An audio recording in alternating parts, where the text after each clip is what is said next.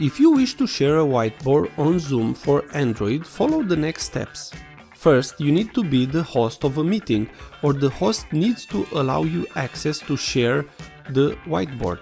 So if you cannot tap on share button, talk with the host. First, just tap on the screen of the phone.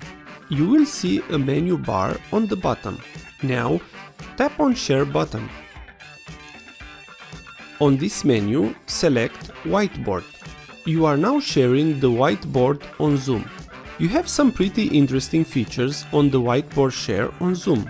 So tap on the pencil icon from the bottom. Here you will have multiple options on this menu bar. Let's discuss it a bit. The first option from this bar is the pen.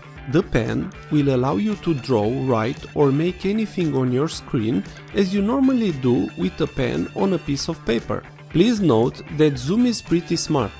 When you do a circle, the system will make it a circle and will create the geometrical figure you are trying to draw.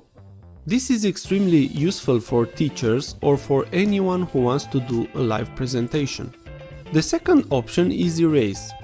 Simply tap this option and then tap one of the modifications you did and that will be deleted.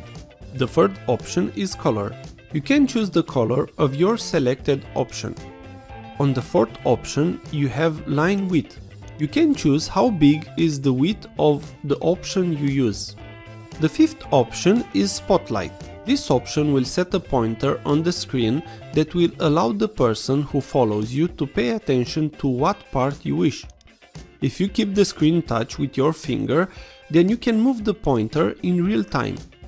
The sixth option will allow you to delete your drawings, all drawings, or other drawings.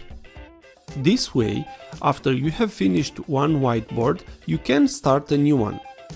The last button from the right will allow you to save a whiteboard to an album or create a new whiteboard.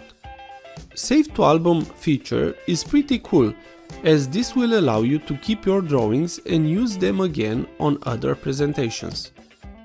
If this was useful, please like, share and subscribe. Also, if you have any questions, please ask them on the comments area below.